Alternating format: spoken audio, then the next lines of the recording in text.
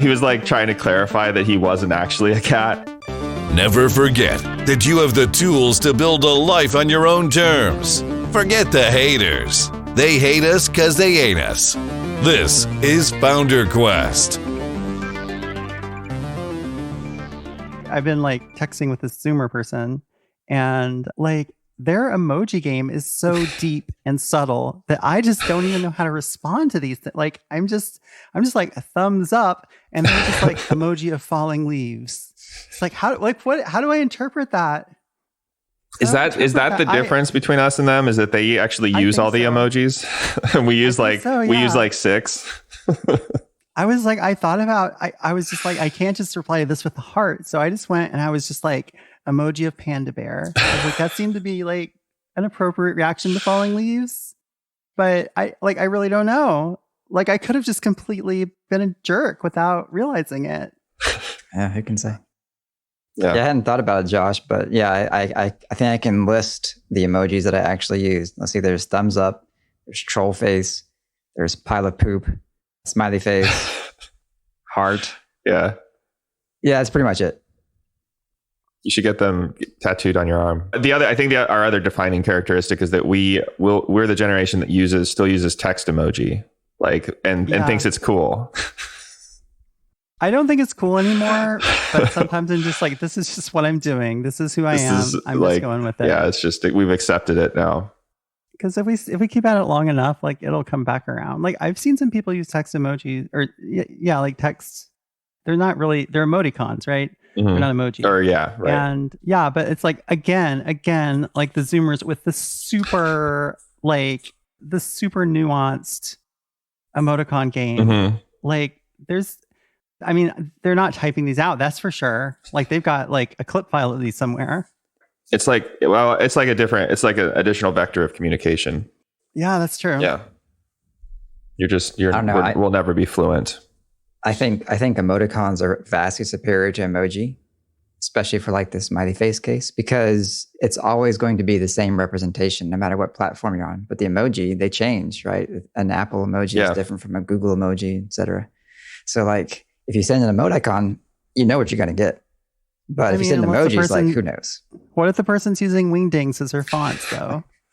Yeah, that's a good point. I guess I hadn't thought about that one. Comic Sans. You got me. They kind of had similar problems like back when emoticons were all the rage, like when they were first discovered. Like what happens if they're like I think emoticons are just going to be a symbol of the crusty old man syndrome. Like, I also prefer text-based email, right? So, yeah, it's a get off my lawn. Definitely. Shaking my fist at clouds. On text-based email, that reminded me of one thing I like about Front, which we recently switched for our support to Front, and they have a markdown mode, and I like writing my email in Markdown. So what is Front? Could you describe it? It's like a shared team inbox, kind of like a support tool. I mean, we're using it as a support tool, but I think it's more than that. Like it has like a deep integration with Gmail, and basically lets like a whole team like share the same like Gmail inbox basically, but they have their own app and everything. And then it adds like collaboration features to your email. So like you can assign email, you can add people to you can even add like your personal email to it. So like you could assign like a personal email to someone on your team, and it would like move it to their inbox, which is handy for delegation. Yeah, I just started messing around with it, and I really do like it. I really like this sort of email centric focus of it. Yeah. Where it's like, yes, you can use this as support, but that's not really the only thing it's for. There's a bunch of add-ons, which we still need to explore a little bit. And I know like it also supports like you can do custom, like you can add custom like panes to it, kind of like Help Scout could, which we need to add for like, so that when someone emails us to our support address, like it'll pull up their customer information from our like proprietary admin tool. Yeah, I haven't done that yet because the way that Front does it is, of course, different than the way that Help Scout did it. But I much prefer the way that Help Scout did it. Like they hit an HTML endpoint that you define, and then rendered the HTML inside the Help Scout UI. Now, of course, it had to be simple, like just an LI or P or whatever.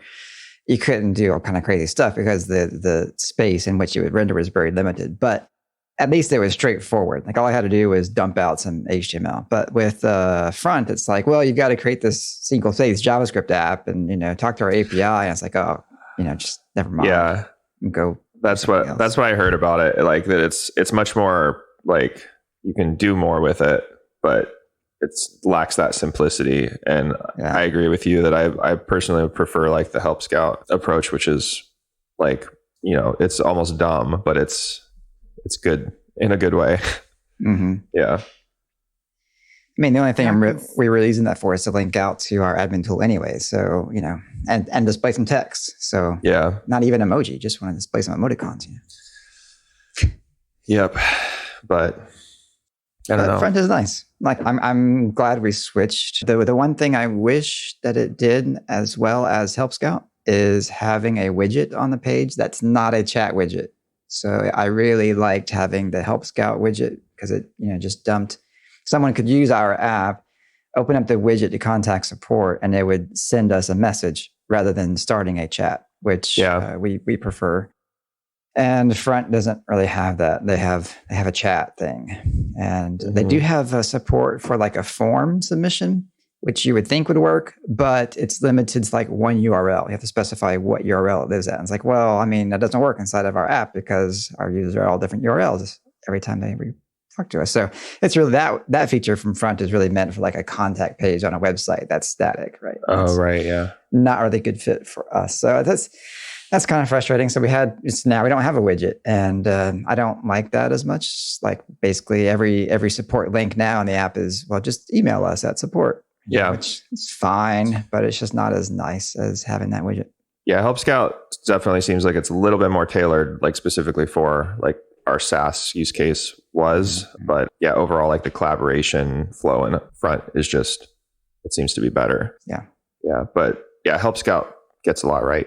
And yeah, Front also doesn't do like if you have like documentation that you're also hosting with your support, like Help Scout has like a docs feature. And the thing that's nice about their widget is that if you use the docs feature, it also integrates with that. So like you can send them to the docs first before they create a ticket, but we never used that. So it wasn't a deal breaker for us.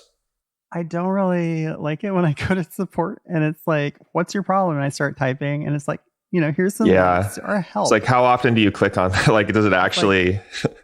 I do click on it sometimes. It's like, this is not what I'm looking for. Thank you. Like, that's why I'm looking for support, not going to your help. Question. That's a good point. Help desk. I am going to your help desk. I'm not going to your docs. Yeah.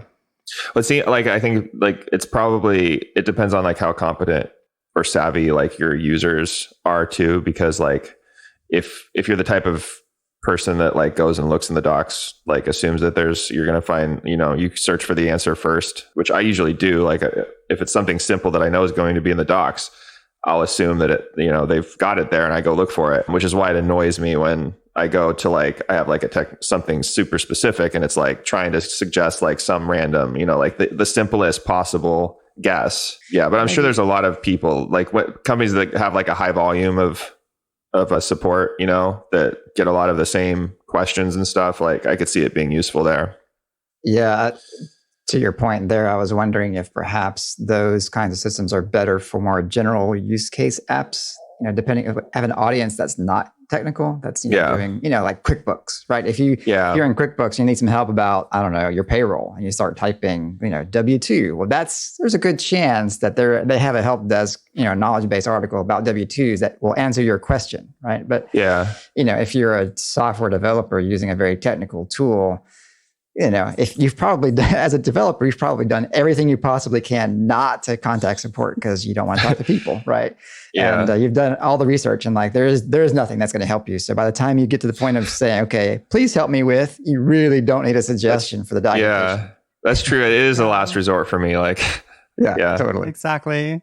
By the time I'm like, please help me. I'm like, I've been in the desert for 7 days. I'm dying of thirst, sunburn. The vultures are circling above me. Right. I've read like your entire site, like on the Wayback Machine. I've read your blog. I've listened to all your podcast episodes. Better than you know yourself. I followed you on Twitter. Yeah. Visit your ancestral home. Please help. Even like an app like even like ConvertKit comes to mind as the kind of like, because they have a much broader audience, like, just, bloggers. Did you see that? I guess like Arnold Schwarzenegger is using ConvertKit now, and like I didn't see that. He was like interviewed talking about his newsletter with Jimmy Kimmel, and yeah, it was fun to watch. Someone from our. Did he name drop ConvertKit on Jimmy Kimmel? No, they did. They were talking about his actual newsletter because I don't think he knew ConvertKit. Yeah. Wait, what's that celebrity like hiring platform where you can? Yeah, I can't remember now. I just want to hear like Cameo. Arnold Schwarzenegger say. I just want to hear Arnold Schwarzenegger say "honey badger." Yeah, I don't know. He might be on there. That would be amazing. Yeah, that would be amazing.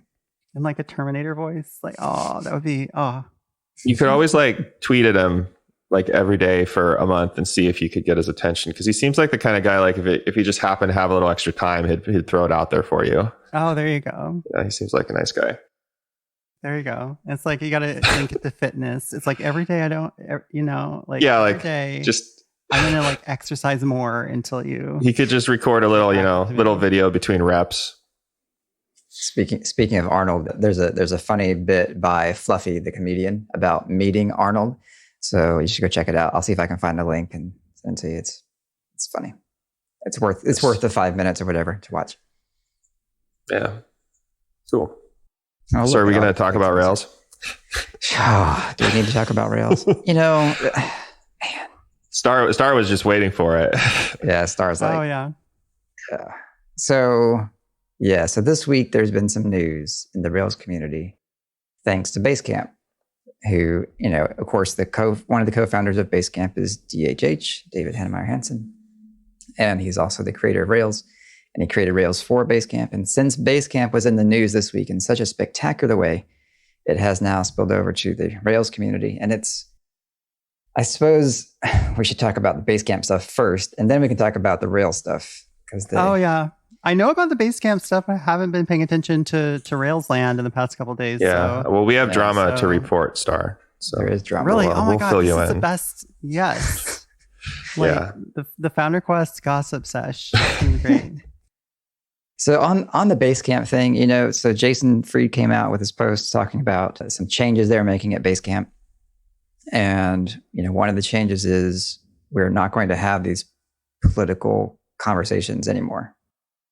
And with about that level of information. Yeah, about that level of information. And, I'm sure people internally knew the background. Of course, no one on Tuesday outside of Basecamp knew the background. Now, over the week, there was some reporting done that exposed some of that background. And then, DHH came out with some more after that reporting had been done. It's just like this snowball. But, on Tuesday, when that first hit, I was actually chatting with someone about this. And my first thought was like, I had two thoughts. Well, many, but the first two thoughts were, it really seems like, and again, having no inside knowledge, it seems like this could have been communicated better internally before it was communicated externally. It seems like that was like the initial impact that I saw on Twitter was a lot of people, employees of Basecamp, being blindsided by this. And I thought, it seems like that could have been handled better. It seems like they were feeling like they weren't heard or they didn't have a chance to have input onto that thing before it went public. And the second thought I had was, that was one item out of a list of items of changes they're making at Basecamp. And some of the other items were definitely worth talking about, but they all got lost in the noise about that one item. Things like we're not going to do 360-degree reviews anymore. Mm-hmm. Things like we're not going to be paternalistic in the benefits we offer. I think each of those things were interesting and deserve their own conversation, but having them all be right there paired with the whole we're not going to talk politics anymore thing was, I think, to me was disappointing, because I thought there was great stuff that could have been great conversations, but just got lost in the furor. Yeah, I thought it was interesting that Ben Thompson pulled out, like, the thing that he kind of focused in on was actually the benefits thing in terms of like just, broader like, Basecamp business analysis that he's done in the industry. But that's like, yeah, he made some interesting points just about how that actually does fit with, that's a very Basecamp thing to do, is like, they're kind of trying to like, they've always been like the anti-Silicon Valley company. And that's kind of like taking the opposite position of like, the, Googles and Facebooks and Apples with like, that have a campus where they expect you like to live your life and everything's included. And, they're like, giving you perks or rewards for like staying, exercising and staying healthy and things like that. But yeah, that didn't get really discussed a whole lot. I saw a few people talk about it. Maybe after all this blows over, we can circle back to like the actual business discussions. But yeah, I had the same thought. Like it seemed like we and them, like them being the Basecamp employees, were like reading this at the same time, which doesn't seem like, that just didn't seem right. Like, yeah, which really surprised me. And I kind of like had the same thought, like they must have been discussing this internally before this came out, or something must have happened, but they didn't really go into it at all. And they left a lot of like, I think, questions on the table, which is what, some journalists then, picked up on it and started digging to figure out what that story was. What was the backstory, which turned out to be kind of dumb, in my opinion. Did you read the Verge article, I didn't Star? read the follow-up. No, I've been kind of cut off from the news this week. I mean, obviously this was only one part of it, but it sounded like the thing that like was the last straw that led to Jason and David, like, making this blanket decision, was that there had been this internal, I guess their customer support team, like long way back, had started this list of funny customer names that made them laugh, which just seems shitty. It is shitty. Like, it just seems like a dumb, like especially if, being who they are, but even for us, like, I mean, like for a company like us, like where we've like made, customer, like talked about our customers so much, and, customer support is everything to us and all that. Like, it's just like, you're keeping a list of like where you, mock and laugh at your customers. It just, yeah, it's backwards. And yeah, and I don't know, it just seems like the kind of thing that I would immediately, like, I understand, I'm not necessarily surprised that, in a company with, lots, tens of employees or more, like, you can't necessarily keep tabs on everything, but like they were aware of it. And it just seems like the kind of thing that you would be like, you just, acknowledge it, like kind of like he did at first, but then just like, I don't know why it had to turn into an argument. It's like, yeah, that was bad. We're not going to do that, and I don't know.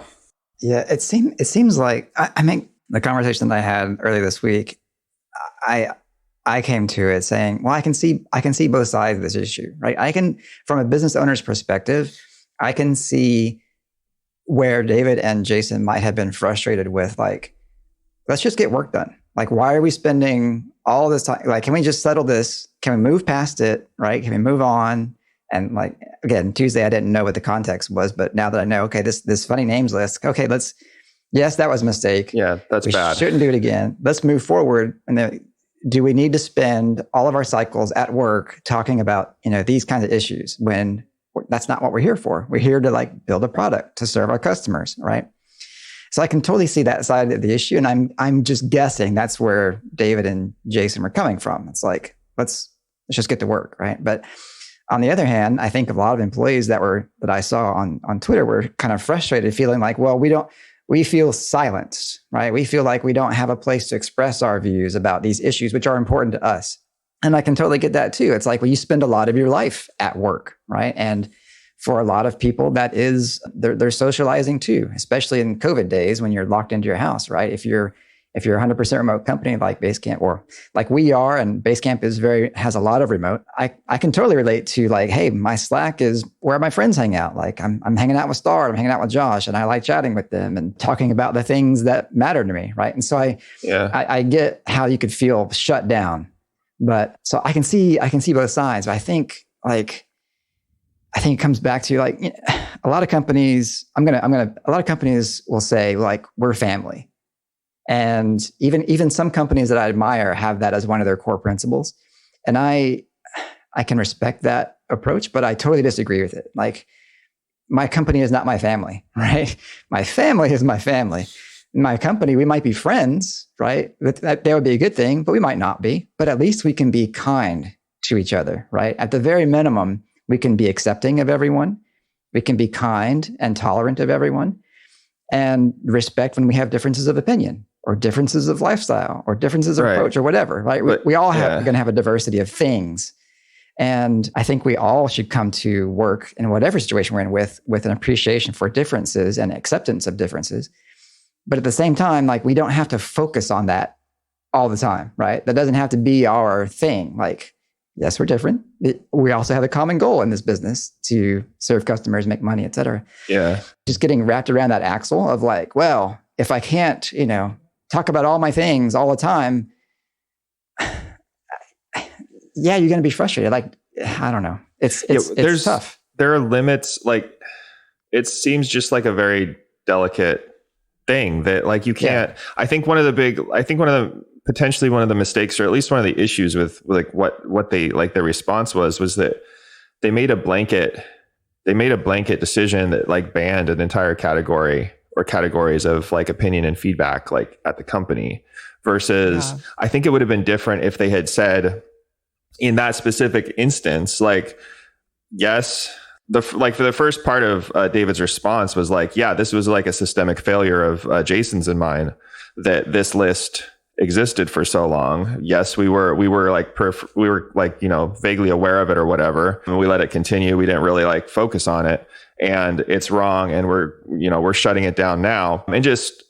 And then, say, like, okay, like, now we've discussed this, and this is, like, the decision on this issue, and we're moving on. Let's get back to work. Instead of, like, going to the second half of his, response, which, like, proceeds to argue, like, specific points of the discussion with the employees, which kind of seems to further, it furthers the debate or argument on the issue. Like, if it had just been like, okay, this has gone far enough, like, this is getting a little out of hand, even in my opinion, like, we're shutting, this is the decision, this was bad, we're not going to do it anymore, I'm closing the thread or whatever. Like, I don't think they would have had the same response, I assume, as if compared to, like, going public and saying, okay, we're never going to have a conversation like this ever again, which, by the way, was not just somewhat random political. It wasn't like, they weren't, like, arguing in favor of a politician or something. Like, it wasn't, or a social issue even. It was about the company itself. So when you say, like, you've worked here for 15 years and you're not allowed to raise concerns that you have about the place where you work anymore, I could kind of see where, that's not cool. Like, yeah. And it's not that I don't like broadly, I probably broadly, like, lean towards their point of view, like David and Jason, in terms of, and yours, Ben, like, in terms of, like, I think, like, a business should exist, like, to have a very more specific mission, and it shouldn't be like, your entire life. Like, I think people are served better by, having different facets of their life, and just, business is one of them. And hopefully you work at a company where you both have the same mission. But yeah, it doesn't seem like the kind of thing that you can just, like, blanket statement, like, blanket say, like, we're not going to ever discuss, political or social issues ever again. Like, how do you do that? Like, and especially considering, like, David and Jason are two of the most, like, political, like, David is like arguing political issues in front of Congress, for crying out loud. So, like, yeah. I agree with you both a lot. I think one thing that is just true, I think, is that, like, if you're in a group of people and you're trying to, like, be good and, like, do whatever the right thing is, and, because, like, in any group of people, like, people are going to sometimes mess up, and that will require course correction and everything, and that's going to be uncomfortable. And it just seems like being able to exist in that kind of discomfort is a really important skill to have when it comes to just getting along and sort of leading a company. And what the thing that struck me when I read this post at first It's like the very first thing that struck me is like, this has like real big, like daddy's mad energy. Same. Like, Yes. Daddy's mad. Daddy's mad. Oh no. Well, like, yeah. And they mentioned the like, paternalistic benefits, but I think the term paternalistic almost like fit the whole narrative even better. Yeah. Exactly. That was my thought too. It's like it's like, I don't know, like the kid's upset with something about their ice cream cone. And so like daddy just storms in and be like, nobody eats anything. No more ice cream. That's kind of the energy it has to me. I think I said that to my kids last night. The fact that it was like this was not discussed with people. Like this was just sort of handed down in a kind of dictatorial way. I don't know, furthers that, right? And it's like, it's also kind of interesting because Basecamp has held itself up as this model of like how to be a small business and stuff. And like, this is like this, I feel like this letter is a very clear consolidation of power. Like maybe power had gotten a little bit too dispersed among employees. Yeah, committees. And this is kind of a consolidation of power back into like the I don't know. I don't know if Jason is a model. I know that Jason and David are kind of equals. I don't really understand how that relationship works, but whatever it is, I got that feel from it. Yeah, it sounded like it was like, yeah, they're just moving power back into the hands of upper management. Because it talked about like the committees, because they disbanded all the committees the few committees that had started, and said like, think just it was moving responsibility for those issues were moving back to like the whatever head of whatever department that related to. So. Ooh, I wonder if we're going to get a book from them about waterfall management now, waterfall development. Yeah, like, that's going to be the new shit. If anybody could do it, like DHH could. Yeah, Star, I think you made a great point there in that, Jason, for a large part, and David as well, put themselves forth as an example of this is how it should be done, right? They were very public about their very opinionated approach to business. And I think a number of people were just blindsided by seeing this kind of thing coming from them when they had bought into this idea that, yes, Jason and David are into the progressive stuff. They're into the kinds of issues that I feel good about, right? And to have this daddy's mad scenario, I think you nailed it. Yeah, I think really shocked and surprised them. I don't know if you noticed the Rework podcast for this week. That was brutal. That was brutal. Listening to that. The two hosts, okay, so they're employed by Basecamp. And the whole point of the podcast is talking about, a better way to work. And they started their podcast episode and they're like, no, we just can't do this. Like, so Basecamp is a way to work. It's very like Trouble in Paradise type. Yeah, the title of the podcast was Going Dark. I'm like, well, that's in more ways than one, Yeah. But they're basically saying, yeah, we're going off the air because we just can't do this, with good conscience right now. I would have a very hard time doing that too. Yeah. How do you talk about anything? I mean, like Ben and I we were talking before this podcast. Like we were like, how do you not talk about this if you do a podcast? Like, you have to, now that it's an issue, you have to address it. So like being a podcast at the company, I can only imagine like there's no way you can continue. I've been thinking this week about what lessons do we learn from this for Honey Badger, or how do we change anything at Honey Badger if we do? All right, we're not 55 employees, we're just 5 employees. And so that makes it different, right? But as I was thinking about that, I was thinking back to when we hired Ben, I think it was Ben Finley. I remember Star saying to us, the three of us privately, saying, maybe we need to not be dropping our political views into our general channel in Slack. Like, because we would always make jokes about, political figures or, things, because the three of us have, fairly similar political outlooks and belief systems and that sort of thing. And so we find the same things, we agree to most of the stuff that we share. And I remember, I think I had shared something, I don't know, and I was making fun of some politician. I don't remember what it was, but Star was like, maybe we shouldn't do that in general anymore, because that might make our employees a little uncomfortable, like feeling like they have to agree with us, philosophically or politically. Mm-hmm. And I thought that was a great point. And so we moved that stuff out of our whole employee chat room into just the 3 co-founder chat room, so we could still, be amused with that stuff and not feel like we're imposing. But I think that a lot of people felt kind of betrayed.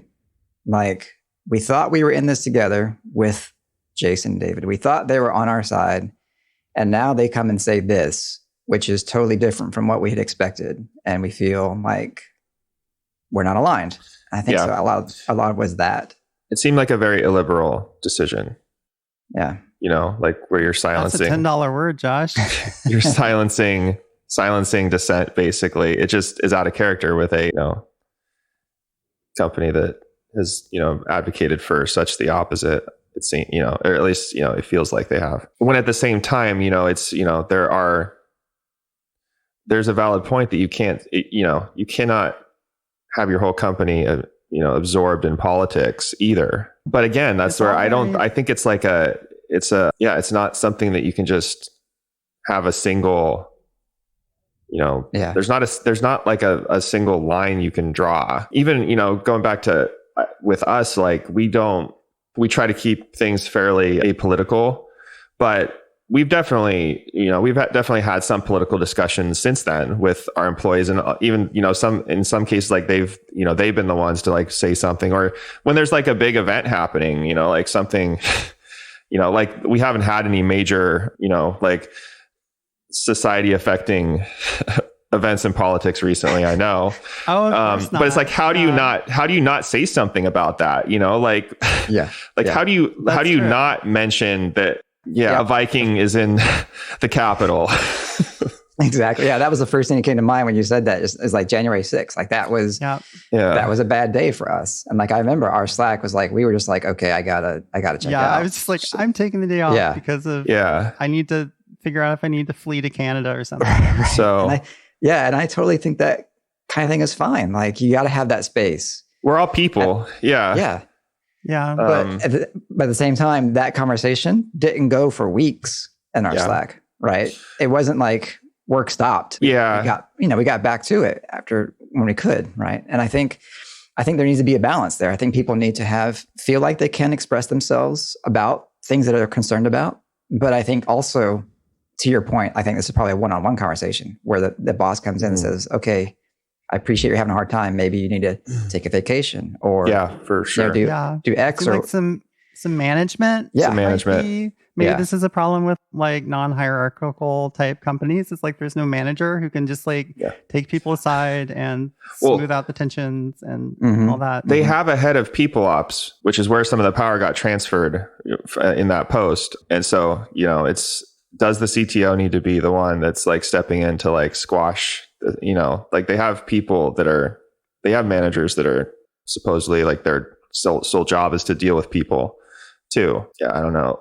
The other thought I had about just political discussions arising at work is that, like, if anything, I would say like the leaders are the ones who should be like not 24/7, just ranting about politics in their company chat. Like the employees, if anything, like I think we made the right decision. Like, okay, let's not like broadcast all of our political like baggage and opinions in chat to make our employees feel like they have to like agree with us or something. But like, we didn't say like, let's make sure they don't ever talk about politics. It's just like, let's not make them feel uncomfortable by broadcasting our politics. Yeah. So I think you should almost like give them more room to, have to speak, to involve their opinions. And as far as the founders' politics go, like, it's not that you shouldn't be political, but I think that's where it comes down to like where the company mission. I think back during the whole Coinbase debacle, Ben Thompson had had an interesting framework for dealing with like political things in businesses. And I think like part of it was like, if a company has a mission, like the company can have a mission that has like, a society-wide goal or whatever. And I think like the founders, like moving in that, like if it's part of the company mission, like that's where the founders should be, that's where their politics should come through, which makes, like you start a company, like that is to some extent, it's an extension of you. And I don't see a problem with like, having wanting to like change the world in the direction that you think it should go. But I think that's where like founders should kind of like moderate themselves at least in terms of the workplace, to advocate for the mission of the company and not be like spewing all of their political, like red line bedrock issues, as DHH called it. Like there's just, that's where There's definitely this power dynamic, and that's something like when we hired our first employee, I was super aware of that. Like there was this power dynamic where I wielded really without wanting to, like more power as a owner than an employee does. And so I just want to be very careful. That's why I suggested we move things to back room, because it's like I just want to be very careful not to, make people feel uncomfortable. And like you talked about the mission of the company, like there's different ways of looking at the mission, at a company's mission, right? So there's like, you could obviously look at a company and be like, the mission of the company is like make as much money as possible. And yes, that's valid. But I mean, that's just sort of one side of things, right? Because like the mission of somebody building a company with people in it is actually to create a system in which like all of these people can work together to, make money or do whatever in a way that is sustainable and scalable and all of that. And part of those people is politics, right? For example, like me personally, like my existence is politicized. Like as a trans person, like my existence is politicized in ways that I wish it weren't, but here we are. That's something that has to be taken into account, I think. Like you can't just be like, okay, turn off all politics at work, because like that's basically asking somebody to sort of deny some part of themselves. And it's like, I can't figure out how to make the system work with you in it. So I'm just going to ask you to pretend that you're somebody else to fit into the system that I made. Some people tossed out the notion of, they're canceling my existence. And I think that's definitely, a dangerous phrase on both sides, like someone who does actually want to do that and someone who's accusing another of doing that, right? Because we do bring a lot into the situations that we're in. We all have blind spots, and it's easy to recognize someone else's blind spots without recognizing our own. Much easier to someone else's than our own. And no one should feel like they have to turn off a part of themselves or hide a part of themselves in order to be part of a community. And I have strong feelings about this. We should be able to love each other enough to be able to accept whoever they are, wherever they are, whatever point they are, right? And be able to communicate that. I keep coming back to this communication part. It's like, because I think so much of this brouhaha is just communication. Like people being able to sit down and talk to each other and say, this is how I feel. What you say and what you do makes me feel this way or that way. And responding to that rather than coming down with saying, well, this is how it's going to be. I'm a pretty upfront, in your face kind of person with my communication style. And I'm sure I've offended more people than I could ever count. And, I don't feel good about that. And I work on that, right? I try to be better about that. And I have my blind spots that are huge. And I'm sure I've rubbed a lot of people the wrong way. I still will, right? But not intentionally. Like I'm not out there to hurt people, right? And I think sometimes there are cases where people feel like, oh, he intentionally hurt me by doing X, Y, or Z. And it's like, well, no, they actually didn't, right? They didn't intentionally hurt you. Yeah, I can see where they did hurt you. Like the hurt is real. It happened. There's no question. But there's a difference between someone that hurt you inadvertently versus intentionally, right? And I think just offering some grace to people will help a lot in smoothing that out.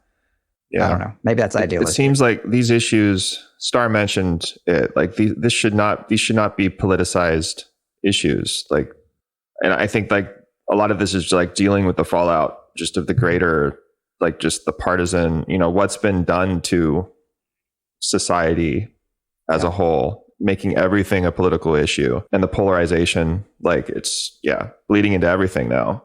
Right. We're not allowed to talk about society on this podcast, Josh. Gotta stay in our lane. It violates our policy. Yeah. It's just like they shouldn't be political issues to begin with. Like people should be discussing things like without assuming political positions, but it's like almost impossible to do that anymore. Like you can't. Yeah. I had mentioned, I think before, or maybe to you, Ben, privately, we're talking before the podcast, like just being professional. I don't know, like just treating people with respect.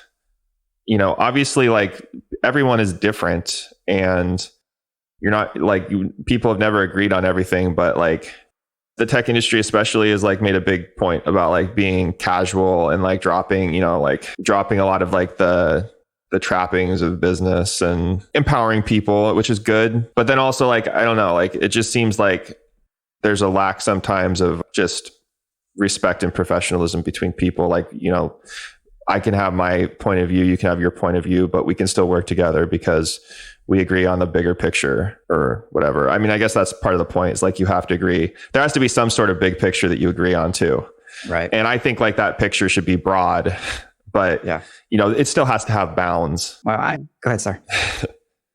Oh, sorry. I was just going to kind of gently push back a little bit on the ideas that like things can be completely apolitical. And I'm not really talking about like partisan politics. I'm just more talking like in the more general sense. Like I think to some extent pretty much everything is political, and sort of wishing that the things weren't political that would be great if there could be things that weren't political, but I think just kind of in reality most things kind of are. And like I'm not saying that I'm not saying that there's not a place for professionalism and all that. That's where the willingness to, I think that's where the professionalism to me is kind of where the willingness to endure some discomfort comes in. Yeah. And that's, I think what we're seeing in this statement by Jason is an unwillingness to endure discomfort. It's just like, I'm uncomfortable. You guys have to be different so that I'm not uncomfortable anymore. Yeah. I think I get what you're saying. I think I agree with you. Like on the grand scale of thing, or, you know, in the grand scale, like, yeah, everything is political in the sense that like, if you're talking about like power structures and things, like the people who don't have power, you know, like the people that have the power are the ones that are going to want to say like that things aren't political, I think in most cases. Yeah. And so like, if you are in a group that like wants to see change, like how can you not be political? Like things. So in that sense, like everything. Yeah. Is that kind of where what you're saying, Star? That's pretty much what I was going at. But again, it's like it's different from like partisan politics. It's right. You know, that kind of politics. It's it's kind of a different thing. Yeah. We all have our differences. We're all different people. Everyone is unique, right? And I think we would be more accepting of differences, and it would make this world a better place. On that note, to kind of a weird segue. So we promised talking about the Rails effect. Yeah, we got to talk about Rails. The Rails bit. I didn't even, we got to do that. Okay. Yeah. So this is, I feel, I guess, a little more emotional about this because it affects me a little more directly than the Basecamp thing does. Because as a company, we are invested very heavily in the Rails community. And as an individual, having been involved in the Rails community since 2015 or so, it's a large part of my identity and my lived experience. So people are saying, well, we should fork Rails. Well, first of all, let's talk about some of the employees who are leaving Basecamp over this. Yeah. Are Rails core contributors. They've contributed to a lot of the open source ecosystem of Rails. And some of them have actually said, I'm not just leaving Basecamp, but I'm no longer going to be involved in any of these open source projects, that's going to put a lot of pressure on the open source community when like your core contributors are leaving because the control structure or whatever. Yeah. And I gotta say, like, that, it pains me. It pains me to see someone, because I can empathize with the weight of that decision. Like for some of these individuals, it's a lot of their life has been invested in these projects that they put out there, and it's a generous gift that they've given to the world, and they feel like they have to step away from that because of this situation, which I think is super painful. And I can totally appreciate why someone would make that decision. And on the other hand, like, once having been an author of open source stuff myself, some things that have gained some popularity, there are times when it can get to a point where it grows beyond you, right? Like, I'm thinking right now about Faker. Like, I started Faker, the Ruby Faker, as a copy of Perl Faker, and it was a fun little thing for me to have, something that I wanted to see in the world, and it kind of took a life of its own. It got to a point where I wasn't interested in carrying it any further, and other people were. And so now they are. Like, I'm still around. I, occasionally might do a little bit of work here and there, but it's definitely has a life of its own. And I'm not saying, I don't want to like make a false like equivalency here. I'm not saying that my stuff is anywhere near as interesting or valuable as some of the projects that you're referencing, Josh. But that's just a way to say I can understand this feeling of, one, investment, this emotional investment, and two, like sometimes things just grow beyond the individual. Yeah. Right. And so I think if anything, like I'd almost say it's time for, maybe it's time for DHH to think about that, at least when it comes down, as you mentioned, and I kind of interrupted you. So sorry about that. But you were getting to the point that there have been already people talking about forking Rails. Right. Which, what do you think about that? I'm going to put you on the spot. I got to say, it makes me frustrated to think about people saying, well, this is a reason why we need to fork Rails. It's obviously that the DHH is bad and we want to be good.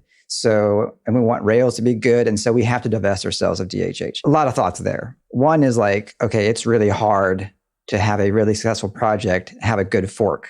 Like there are a lot of things there, the resources, the energy, just a whole lot that goes into that. But one of my thoughts is split in the community and the it's people really painful. Like why shoot yourself in the foot like that? And I know a lot of people think that that's a bad thought. Like it's not shooting anyway. But the DHH thing is what really I think gets me. Like if you want to fork Rails, okay, we can talk about that. But if you want to fork Rails because of DHH's behavior, and that was the impression that I got from what I read about this one person who was talking about it, like DHH hasn't changed. This isn't new. Like DHH has been DHH for a long time, right? It's kind of a running joke. Yeah. And in 2015, like, again, like I'm trying to avoid the false equivalency thing, but in 2015, I wrote a blog post about Rails. Okay. I was at that time looking at Rails, but I was still doing a lot of PHP and Perl stuff. And I wrote a blog post and I compared where Rails was, which was like, it was still almost brand new. It was like pre-version 1.0. And I compared it to like what I was familiar with in the PHP world, some frameworks that I had used, some approaches that I had taken. And I basically came to conclusions like, well, Rails looks interesting, but it's immature. Like it's got these problems. And like DHH gave me the full bore DHH effect. He just came after me, guns blazing. And he's all like, blah, blah, blah, blah, blah, blah, blah, you're dumb, basically. And that was like his MO. Did he cyberbully you? Like, was that one of the first cyberbullying? You're talking about 2005, right? Did you 2005? Yeah, 2005. Did you say 2000? I thought you said 2015, and I was like, oh, sorry, yeah, that 2005. Was 2005. Yeah, I was like, I had no idea you were doing PHP in 2015. Man. Wow, time flies. Anyway, but like this was what DHH did. Anytime anyone criticized anything about Rails, he just lit into them. Whether it was a Java person or a Perl, it doesn't matter. He doesn't care. Like, and that's what he used for marketing, right? Intentionally or not, that's what he did, and it was effective. It worked. People gave him attention, and DHH has been basically the same ever. He has very strong opinions. Is not shy about expressing them. So, like by saying, well, this just shows that DHH is a butthead, and we need to fork Rails because of it. Well, why did you ever participate in Rails in the first place? Like, I don't know. I think part of it. Go ahead, Star. Oh, I was just gonna say, like, they're not. Like, it's not really a rational choice like that. They're just pissed off, and they're just saying shit like people do when they're pissed off. Yeah, there's definitely some of that going on. Like, my first reaction is just like, whoa, cool down. Let's wait.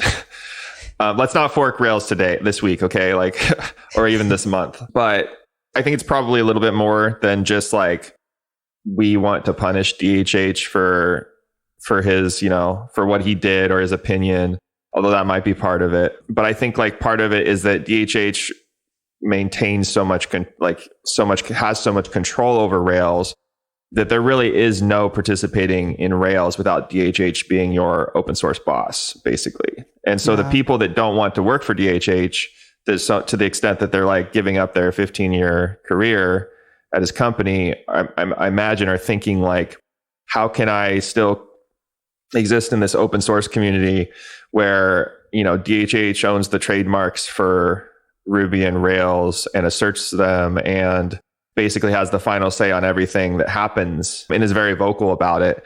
He's not your boss anymore, but he kind of would be if you're, if there's someone who has a say over how your project gets incorporated into the larger ecosystem or whatever. So I imagine DHH is not nice to people he's pissed off at.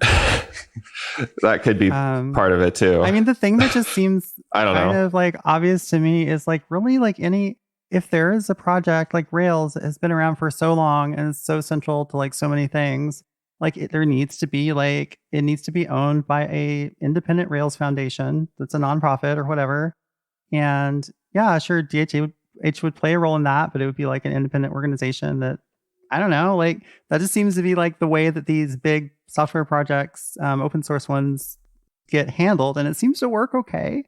Every place has drama, but like, why does Rails have to be so tied to Basecamp, except that just DHH wants it to be his personal project? Yeah, it is unique in the sense that it like, the roadmap for Rails basically has come out of Basecamp. Like Basecamp has been the roadmap for Rails essentially. So like it is so tied to it, like that, most of what gets into Rails, a lot of what gets into Rails is directly like code from Basecamp, which I guess does make it kind of an interesting control structure currently. But that is the other alternative that I have heard someone mention in all of this so far is, there should be some sort of larger body overseeing the project now. It shouldn't just be one company. And yeah, if I have to pick between the two, I'd much rather have a Rails foundation than whatever the new Rails is going to be. Like, I don't know. I was telling Ben, I don't know if I can do, I don't know if I have like the energy for a Rails fork at this point in my life. Like the other interesting thing to think about is like how this impacts our business, just because we are so, we are very dependent on Rails in a lot of different ways, and it's our market too. So, in any case, I think we're going to be involved in this whether we like it or not. Right. Yeah, it's funny because we're kind of the live and let live kind of people. Like we kind of roll with it kind of stuff, and like this kind of thing is not what we signed up for. we don't revel in drama. But I was joking with Josh before we got on the podcast about I need to add this kind of scenario to our risk register. With our SOC 2 compliance, we have to list out various risks to the business. And I'd never conceptualized that this could be a business risk where I have to worry about what some random person at some other company thinks about, Rails or whatever. It's like, oh, great. Well, maybe it's time to brush up on those PHP skills. Yeah, there's always Elixir. It's what I said the risk should be DHH in his damn mouth. That's what we should put on our risk register. DHH blows up our business. I appreciate a lot of things about DHH and in fairness too. And he's been nice to me, but yeah, I just I don't know. That is something that is not a surprise, that does not come as a surprise that he has opinions and, enforces, asserts them on people. Yeah. Yeah. Reading some of the tweets that I read this week, sometimes I thought you did sign up to go work for DHH, right? Like you kind of knew what you were getting into, right? He is a very opinionated person, and the way they run the business is very top down, right? Like most businesses are. And sometimes, you're in a situation you just have to leave, and that sucks. I think that sucks for everybody. I think that sucks for the person that has to leave, and a number of people are leaving Basecamp. I know it sucks for them, and it sucks for DHH and Jason. They are losing the opportunity to interact with these fine people and to have their world broadened by the experiences that these people bring into their lives. So it's sad. I think it's sad all around. I think they're risking a lot. I don't know what they're thinking right now. And I guess, you could make the argument that this is still just in that phase where, the dust hasn't settled yet and people haven't accepted. But I mean, that's pretty optimistic if, I guess if, things settle down and people don't fork Rails. But I mean, if a Rails fork happens, like how can that benefit more than hurt your business in the long run when you basically, depend on like that's a big part of their appeal in their business. I just don't see how that's good for Basecamp from a purely, business perspective. Like, right. I don't see how any of that's,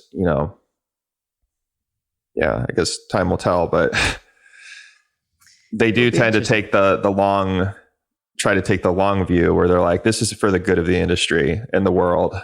Like, this decision is how business should be done. And one day you all will agree with us. Don't tell me this is publicity tour for their next book, or this is publicity for the next book. Someone did make the point. Out with it in a week. Like, we've been played this whole time. There was a good tweet. I can't quote it. I don't remember it verbatim, but it was about like basically like how like Basecamp was basically like trying to communicate trust in like the trappings of like marketing, or, as marketing or something. Like their post was very like, it was marketing almost, like it was in the voice of like, these are our big, like, we're making these big changes at the company because this is how we believe the industry should move forward. I think that's kind of the gist even still. And it's always like in terms of like telling you how it should be. And I don't know, it just feels like, in some way they're telling you how you should be. Don't give your touchy company announcements to the marketing department or something.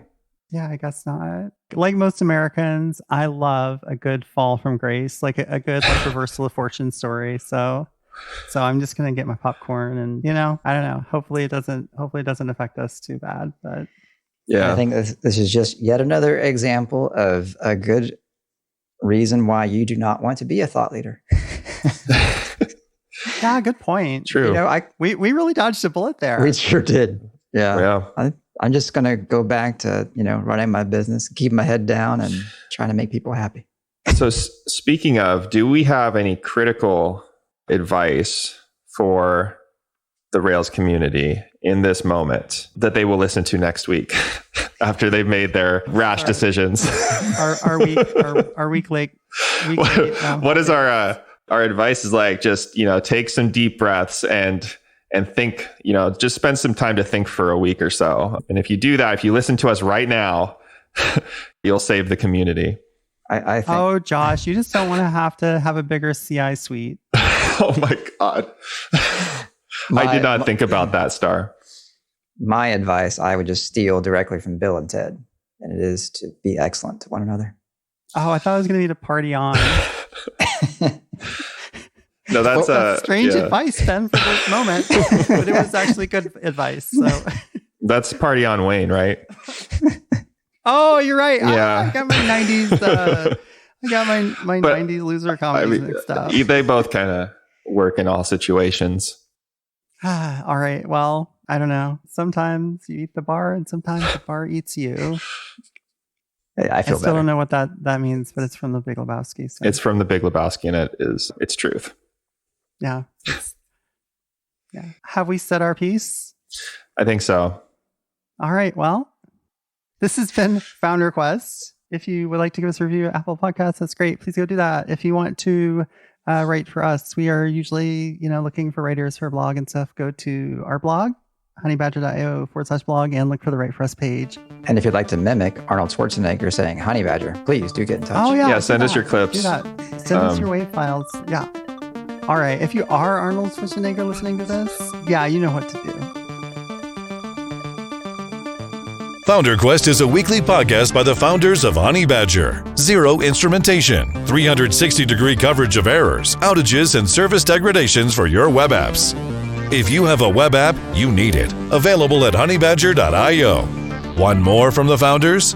Go to FounderQuestPodcast.com. That's one word, where you can access our huge back catalog of episodes. FounderQuest is available on iTunes, Spotify, and other purveyors of fine podcasts. We'll see you next week.